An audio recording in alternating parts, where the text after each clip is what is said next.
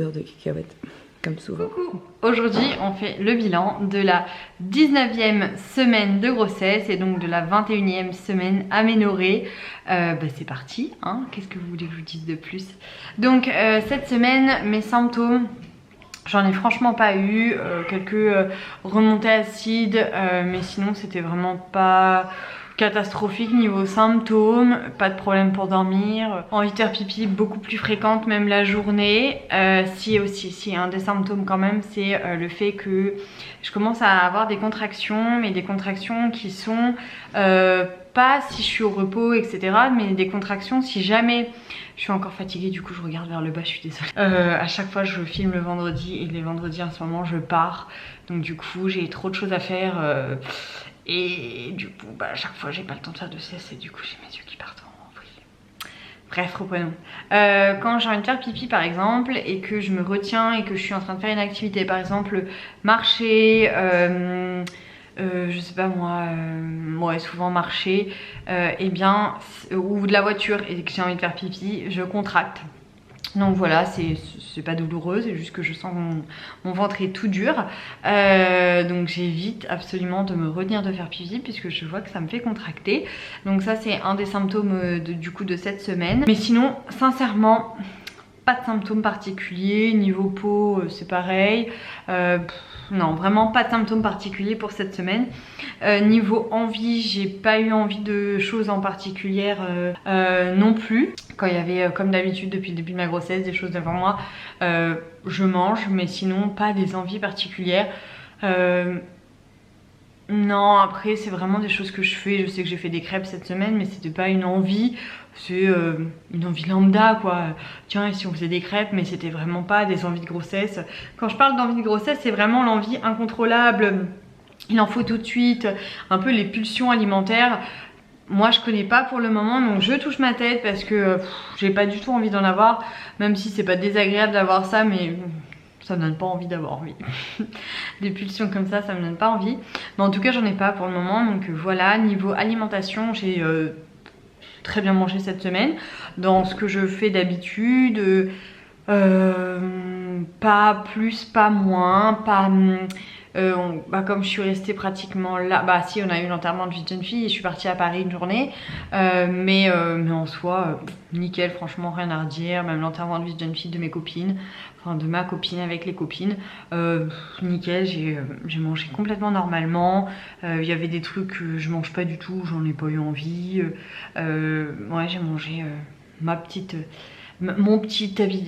petites habitudes quoi, voilà. Et puis j'avais emmené, puisque de toute façon il fallait emmener des courses, et comme je suis enceinte, du coup j'ai fait un peu mes courses plus, on va dire, plus à part, puisque du coup pas d'alcool, mangeant pas de viande etc. On est plusieurs à avoir fait ça, mais c'était super chouette, du coup on a partagé etc. Mais bref, donc pas de choses particulières non plus niveau alimentation. Niveau sommeil, très bien. Je suis fatiguée, mais je pense que c'est mon rythme de vie qui me fatigue, en plus de la grossesse. Mais en soi, je suis pas molle. Je fais mes activités, etc. Et il y a certains moments dans la journée, comme là, où j'aimerais me dépêcher de finir ce que j'ai à faire et essayer d'aller me coucher un petit peu avant d'aller, par exemple, à la gare. Voilà. Sinon, soins corps, cellulite et vergeture, pareil, j'ai fait le masseur, la ventouse. Vous êtes nombreuses à me demander si le masseur et les ventouses s'utilisent enceinte chez Cellulou. Oui. Faut pas les utiliser sur le ventre. Sur le site c'est écrit qu'il ne faut pas les utiliser enceinte parce que le site se protège. Il y a des femmes qui font n'importe quoi, qui sont pas réfléchies et donc du coup le font sur le ventre ou pas correctement, et donc du coup voilà, ça... Ils préfèrent en fait exclure, on va dire, ce côté-là, et se dire voilà, on n'en prend pas la responsabilité. Mais moi ma première grossesse j'ai fait les ventouses cellulite, et la deuxième je fais les ventouses, le masseur et les roll-on. J'ai aucune contre-indication à vous donner là-dessus. Pour moi ça marche comme quand je suis pas enceinte. Donc voilà, après je suis juste réfléchie, je mets pas le masseur vers mon ventre, je fais pas les vibrations pas loin de mon ventre, enfin voilà, rester cohérente. Mais oui, et de toute façon j'ai envie de dire faut le faire, parce que c'est là où on a les hormones qui pètent un câble et qui nous font sécréter et nous font avoir accumulé beaucoup de cellulite. Donc limite si on ne fait pas maintenant, enfin ça va être la cata dans quelques mois.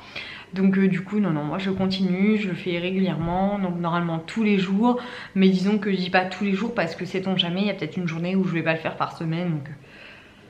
Mais c'est tous les jours, je préfère le dire quand même, sinon c'est soit sur la douche, soit dans le canapé quand je suis en train de jouer avec Liana ou quand je regarde une série avec Tib avant de m'endormir. Voilà. Niveau vergeture pareil, je mets toujours l'huile matin et soir sur mon ventre. Ça se passe bien pour le moment, donc on va continuer comme ça. Et soin du corps, je me lave avec le gel sur gras comme je vous l'ai dit la semaine dernière. Voilà. Pour le moment, rien de particulier par rapport à tout ça. Niveau sport, cette semaine j'ai repris le vélo elliptique parce que je m'en sentais capable niveau essoufflement. Je me sentais capable de reprendre le vélo elliptique et je suis très contente. Ça me fait un bien fou d'avoir repris et d'alterner avec la marche ou voilà, faire toujours la même chose. C'est parfois épuisant mentalement et pas physiquement. Donc du coup je suis contente d'avoir pu reprendre les vélos elliptiques. Mais quand je dis d'avoir pu reprendre, c'est juste moi qui me disais non, le fais pas, tu t'en sens pas, t'es un peu fatiguée, t'es essoufflée, marche uniquement. Et là du coup je me sens moi-même de reprendre, donc voilà, je reprends un jour sur deux, pas tous les jours. Et si d'un coup je sens que je fatigue plus, je me mets à faire de la marche ou du vélo d'appartement. Voilà, je m'écoute tout en continuant toujours le sport. J'écoute quel sport je choisis, mais je continue toujours le sport, enfin une activité physique du moins, plutôt qu'un sport, voilà. Sinon... J'ai vu bébé. En fait, à chaque fois, comme vous me dites tout le temps que j'ai un gros ventre, etc.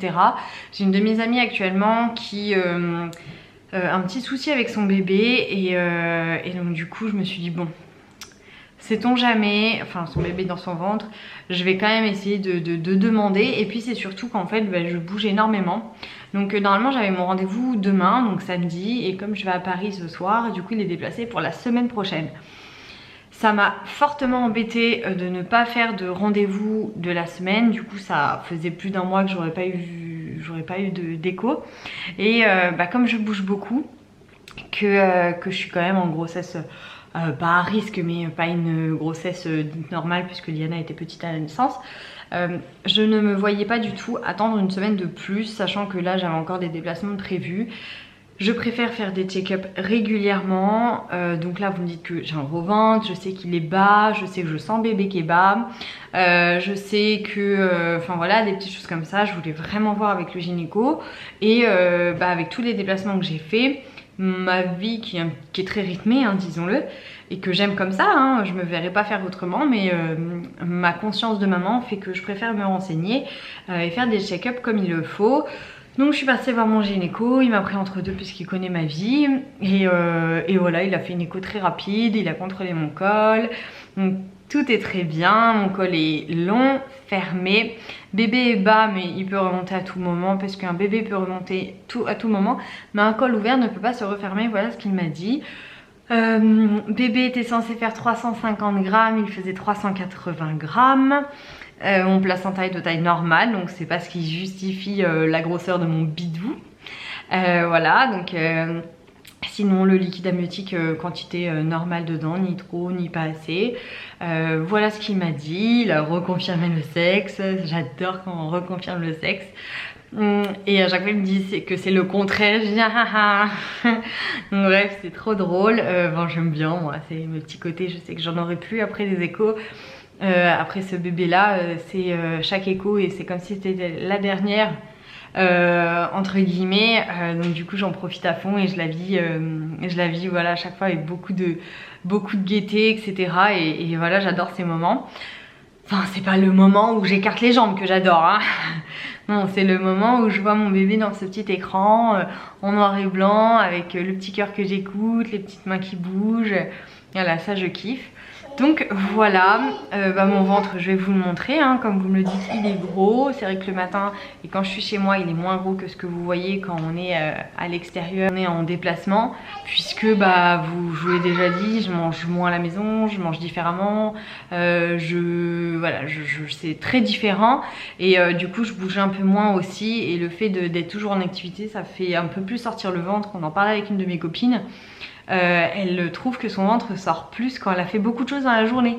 Donc si elle est restée en mode tranquillou, son ventre reste plus petit. Peut-être que ça y joue aussi, le fait qu'il soit plus gros, je ne sais pas, mais en tout cas voilà.